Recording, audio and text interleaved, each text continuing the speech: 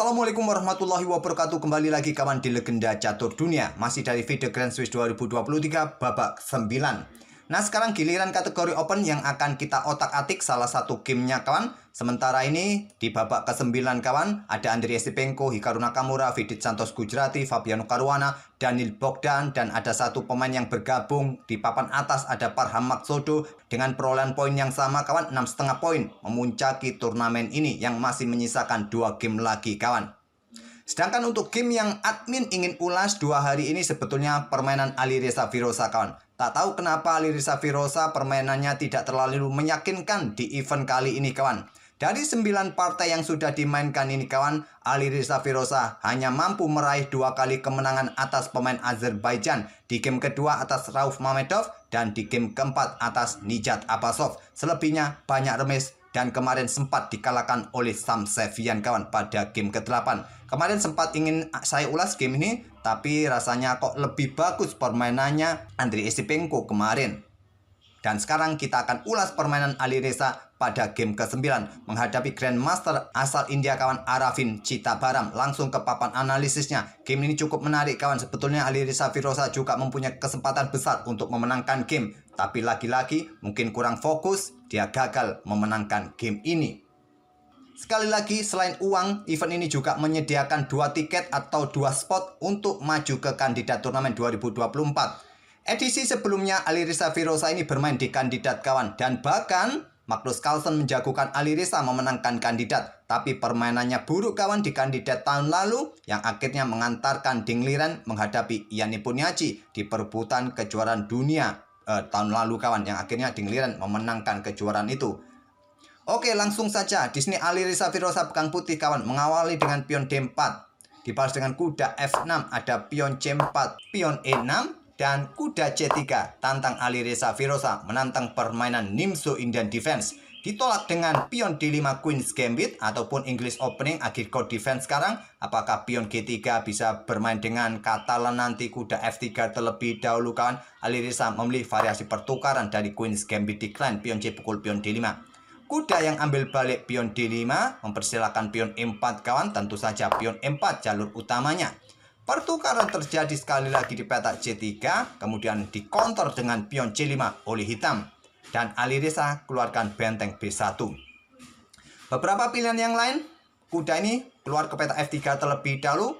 Benteng B1 pilihan nomor 2, nomor 3-nya adalah pion A3. Tapi benteng B1 pilihan Alireza Firoza. Kemudian gajah berkembang ke E7, ataupun juga kalian melanjutkan pertukaran pion di sini bisa jadi beberapa game terdahulu lebih menyukai gajah E7, memang persiapan rokade agar lebih cepat rokade, pertukaran pion ataupun juga menteri keluar ke petak A5, pin pion di sini kawan. Ada juga yang mengembangkan kuda ke petak C6, tapi yang paling banyak gajah E7, pion pukul pion.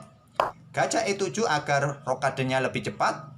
Dan baru sekarang kuda F3, selepas itu rokade. Kemudian kebanyakan di sini gajah ini dikeluarkan kawan ke petak C4. Ada juga yang memainkan pion H4, ataupun juga gajah berkembang ke petak D3 saja. Gajah berkembang ke E3, juga beberapa pilihan yang diambil oleh putih. Langsung memilih dengan pion H4 kawan, dorong terus. Mungkin tidak menginginkan rokade lagi, kita lihat saja. Tidak ada rencana rokade, langsung menggunakan lajur khas untuk menyerang sisi kanan ini, kita lihat saja.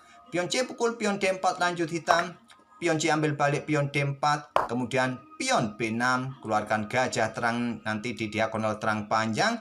Nah, di sini dilanjut dengan pion H5. Dorong pion terus, dihentikan dengan pion H6. Benteng langsung diangkat naik ke petak H3. 2 benteng Alireza sudah berkembang kawan, sudah tidak ada rokade lagi. Gajah keluar, raja mungkin hanya bergeser saja ke kanan. Hitam melanjutkan pengembangan kuda ke D7. Sekarang pion E5 untuk mendapatkan ruang di area-area gelap. Di sini ada gajah B7 diikuti dengan gajah berkembang ke D3. Untuk persiapan mendapatkan diagonal yang bagus. Apakah nanti gajah ditarik mundur, menteri naik, langsung ancaman skakmat? Mungkin tidak sesederhana itu kawan dalam permainan Grandmaster. Dan di sini benteng C8, langkah yang kuat kawan menurut Stockfish. Manfaatkan lajur yang sudah terbuka penuh, kuasai lajur terbuka penuh, ataupun juga dengan gajah ke pusat kawan. Memilih raja bergeser ke H8. Mau kemana raja ini kawan? Apakah takut dengan adanya benteng terus gajah meluncur ke sini? Bisa jadi. Alireza melanjutkan pengembangan gajah gelapnya ke peta E3 dan hitam coba bermain dengan pion F5. Blokade diagonal terang kawan, berharap diambil menggunakan end pasen. Ya, nanti bisa diambil balik oleh gajah dengan kuda, dengan benteng. Tapi yang terkuat dengan gajah untuk menekan pion pusat, pion sendirian. Sama-sama mempunyai pion terpisah kawan. Tidak bagus untuk ambil menggunakan end pasen walaupun diagonal terangnya terblokade oleh pion F5. Di sini reposisi langsung kawan karena melihat ada celah lemah pion E6 ini kawan. Dan di sini dilepas oleh hitam, menteri E8 dia pilih. Kalau diblokade dengan gajah di peta D5 kawan, artinya putih mampu membuat hitam mempunyai pion terpisah. Ada pion bebas yang ini cukup mengganggu konsentrasi hitam untuk menjaga pion ke depannya. Kurang bagus juga. Akhirnya lepas pion menteri E8, tapi Alireza tidak mau ambil kawan, bergerak menteri ke B3. Memang pilihan terkuat adalah gajah langsung ambil pion kawan. Dan Stockfish di sini mungkin bermain dengan pion F4 ataupun gajah ini bergerak ke peta E4 kawan, atau benteng digeser ke lajur D untuk coba tekan pion yang ada di pusat nanti. Tapi Alireza memilih keluarkan menteri terlebih dahulu. Ada gajah E4 serang benteng. Stockfish menyarankan serahkan benteng, raja bergeser ke peta F1 kawan, atau benteng ke D1. Memilih benteng ke C1. Pion A5 sekarang. Gajah ke D2 kawan, untuk mencegah pergerakan gajah di sini. Pion A4 usir menteri. Menteri naik ke peta B5. Gajah A3 serang benteng. Benteng bergeser ke D1. Gajah ditarik mundur lagi ke E7. Raja bergeser ke F1. Gajah mundur ke B7 kawan. Persiapan menyelinap untuk ancam menteri untuk mendapatkan gajah di sini. Benteng digeser ke C1 untuk backup gajahnya saat ada serangan gajah A6. Menteri mundur ke B1, terbuka tantangan pertukaran gajah. Yang terkuat di sini menteri keluar ke peta C8, tekan gajah di sini kawan. Tapi memilih serang benteng terlebih dahulu, gajah A3. Dan pilihan terbaik dari Alireza, serahkan bentengnya kawan, gajah pukul gajah. Dan diterima juga oleh hitam, gajah ambil benteng C1. Ambil balik langsung dengan menteri, berkoneksi dengan gajah, siap meluncurkan rudal jarak menengahnya kawan. Dan benteng ambil gajah 6, rudal diluncurkan, tidak mau ambil, memilih menteri bergeser menantang pertukaran di lajur C. Lagi-lagi gajah diluncurkan kawan, skak ambil pion lagi. Baru kali ini diterima, raja ambil gajah G7, tapi sayangnya di sini Alireza membuat keputusan benteng G3 kawan yang keluar untuk menyerang.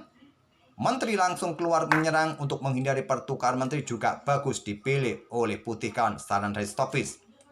Saya tak perlu lagi melanjutkan variasi ini, mungkin raja bergeser ke peta F7. Nah, kalian dorong pion H6 kawan, ini juga cukup merepotkan bagi hitam. Memilih dengan benteng dan menteri ini tidak mempunyai tempo untuk melakukan skak lagi kawan. Terlebih dahulu kuda yang melakukan skak ke peta G5, raja bergeser ke E7, benteng C3, blokade tantangan pertukaran menteri.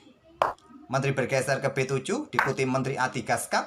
Raja mundur ke E8, tadi yang terkuat selain melakukan skak, benteng langsung diangkat kawan.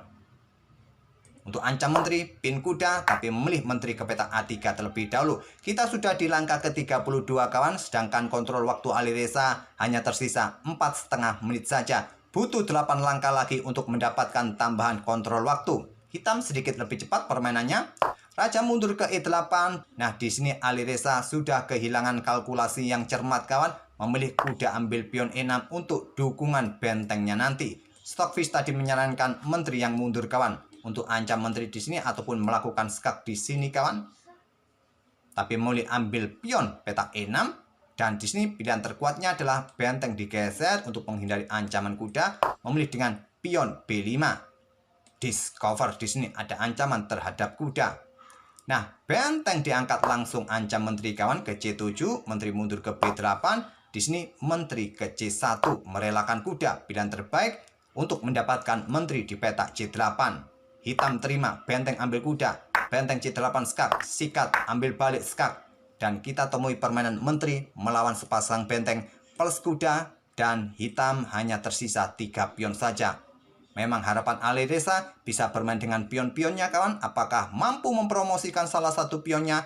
Raja ke E7, menteri ke C3 mundur kawan. Kemudian diikuti benteng bergeser untuk dukungan bagi pionnya digeser. Pion D5 sekarang. Dilanjutkan pion B4 serang menteri.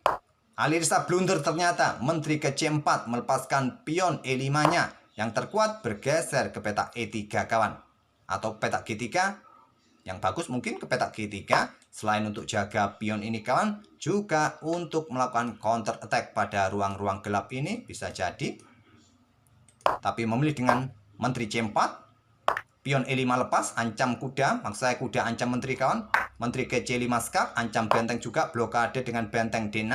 Nah, di sini ada kesempatan menteri ke E3, pin kuda disusul dengan pion F4 kawan, memilih ambil pion B4 langsung. Kalau ke sini dijawab dengan raja bergeser ke sini, kalian bisa melangkah dengan menteri ke D4, tetap pin kuda diikuti pion ini kawan, dan kuda bisa jatuh. Ataupun pada posisi ini kawan, saat kuda kena pin di sini, mungkin kalian antisipasi dengan langkah benteng ambil pion yang di sini kawan. Tetap pion F4 jawabannya kawan. Tapi memilih ambil pion B4.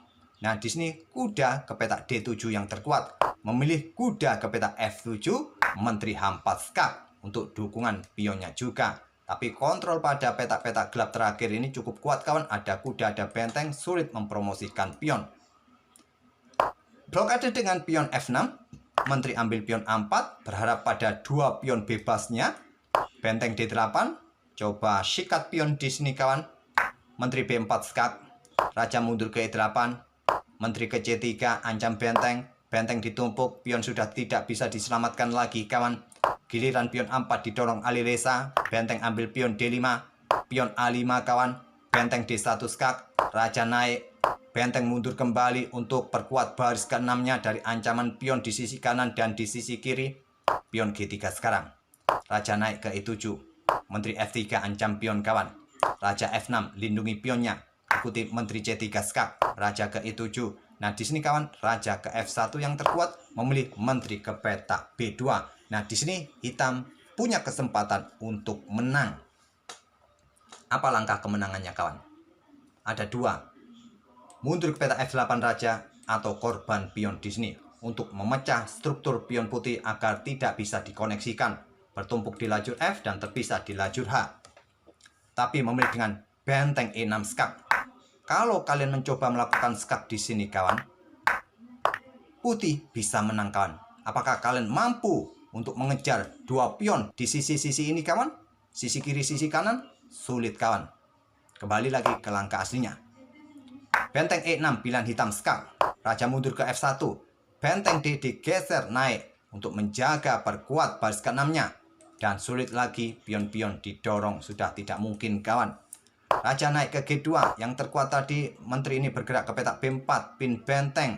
Untuk persiapan pion ini didorong. Memilih raja ke G2. Raja F8. Menteri C2. Dan benteng F6. Lindungi pion. Dan di langkah ke-56 ini kawan, kedua pemain sepakat remis. Coba lihat evaluasi dari engine kawan. Di sini hitam mempunyai keunggulan 0,99. Artinya hitam masih mempunyai kesempatan untuk memenangkan game. Tapi sulit kawan, dalam posisi terbuka tinggal satu pion dari kacamata manusia. Sulit untuk mendapatkan kemenangan. Oke, itulah kawan. Tak perlu kita otak-atik lagi game ini. Putih rasanya sulit juga untuk mendapatkan progres yang berarti untuk mendorong pion-pion sisi ini kawan. Sudah sulit karena benteng ini sudah perkuat baris ke-6-nya. Oke, semoga permainan dari kedua pemain tadi bisa menghibur kalian dan jadi bahan referensi dalam permainan Queen's Gambit Decline variasi pertukaran. Dan kita akan bertemu di video-video berikutnya. Terima kasih kawan, jangan lupa tinggalkan like kalian atau subscribe kalian bagi channel kami ini. Sekali lagi terima kasih. Wassalamualaikum warahmatullahi wabarakatuh.